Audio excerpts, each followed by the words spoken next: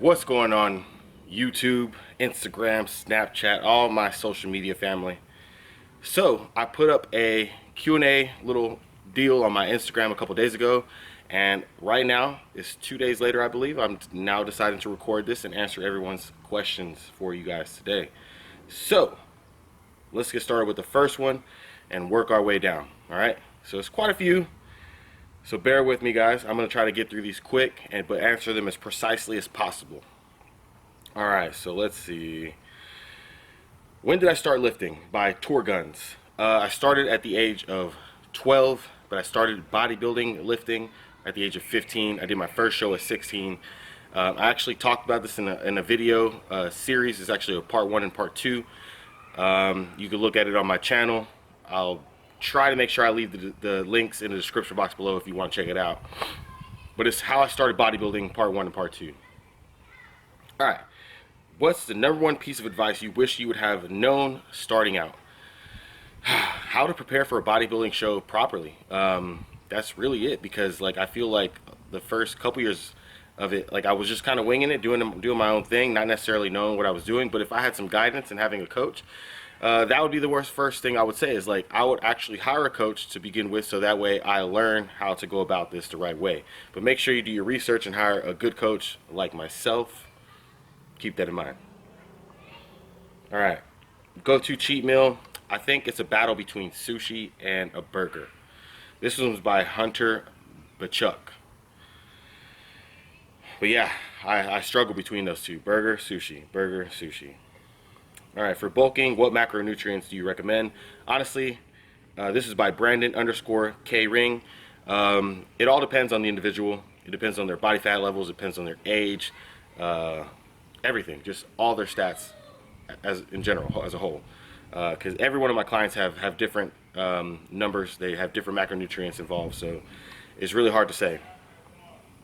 By Sups, let's see, do you ever wear mismatched socks? By John_Cakes. So Mr. John Cakes, of course I do. If you ever see my progress photos, I wear mismatched socks all the time, but I don't try to, obviously. But it is what it is. It happens. What do I do for a living? I answered this because I get this a lot for some reason. I don't know why. If you just go to my bio, it actually states what I do. I do YouTube.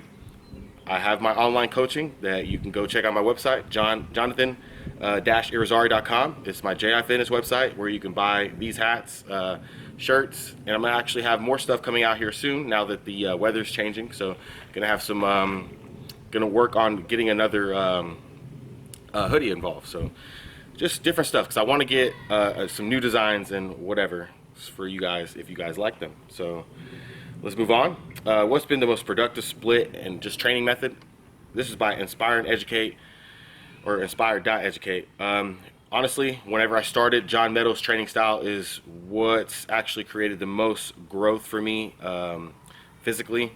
It's just, it really showed me that I was under training prior to it, and because the way everything is structured, it's you'll see if you ever purchase a workout program from John Meadows, you're not gonna be disappointed one bit. It definitely teaches you a lot, and you can go to his website, read the articles, go to T Nation, different other places, and read a lot and just educate yourself, and with different training styles. But I personally like the John Meadows method. I still do it, till this day, as far as how I create my own workouts, programs, and such. Just because, like I said, I learned a lot. I feel like a lot of people can benefit from this. What's the best way to bring up lagging arms? For me, it's just more volume, training them more often, but still working and creating more heavy weights. But yeah, just volume, and then that's really for me as a whole how to grow. Period, with any body part, is to train them more often, but obviously you don't want to overdo it to where you're creating problems with the joints, the tendons, and ligaments, and so on, because that can happen. I know from it personally. Let's see, if it wasn't for bodybuilding or anything fitness related, what would you look into as a career? This comes from R_Bernard0. The answer is I would just do nutrition. I would work with people with nutrition, just help them get in shape through that matter. I mean, that's not necessarily fitness related. It's just food and health. This is where I would take my life if it wasn't involved in bodybuilding or fitness.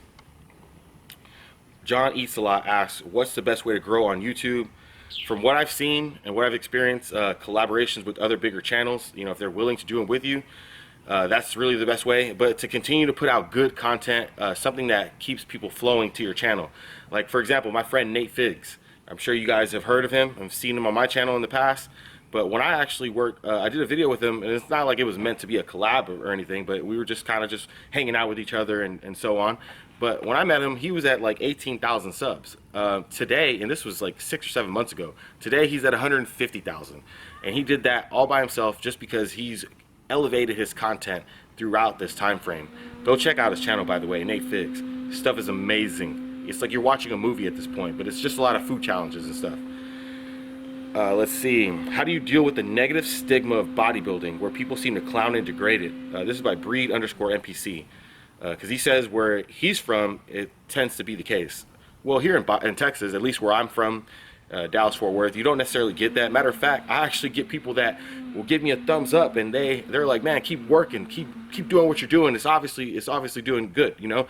I get that a lot, and I don't know if that's just because of my aura, the energy that I give out to others, or it could be a number of things, but I don't really necessarily get it. Now, every now and then you might get someone that might disrespect you, but I feel it's just because they lack education, and as far as like just how to speak to people and other things, but we can get into that topic in another video.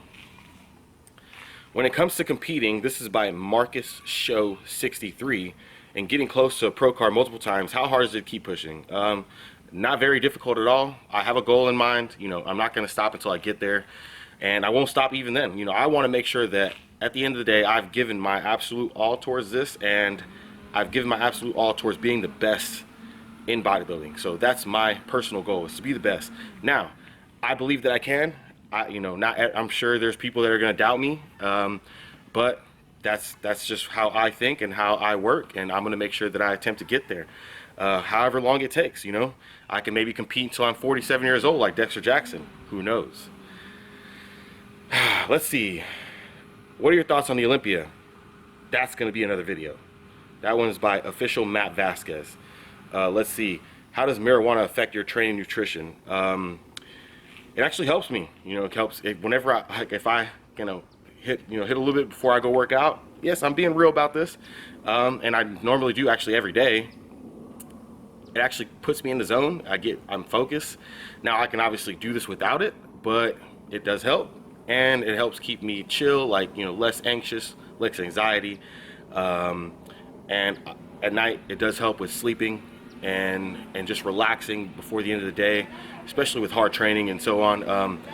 You know, this is something that I feel like people just really need to educate themselves on, and I'm glad that I honestly haven't gotten any negative comments or anything with this, because I do speak about it every now and then, but it's not like it's something that I just continue to put out there like, hey, let's smoke a blunt, you know, let's smoke a joint, let's do this, let's do that. You know, I don't do that, but like I said, I'm happy that I haven't really gotten anything negative towards it, and I appreciate the questions when it comes to this topic. Now, lastly, I was asked, do I like my sushi raw or cooked? Raw. If it isn't raw, I don't think it's sushi. So I hope that answers that real quick. That's it for the Q&A, guys. Hope you guys enjoyed this style video. And if you want more of these, be sure to follow my Snapchat, follow my Instagram, because I do these posts all the time.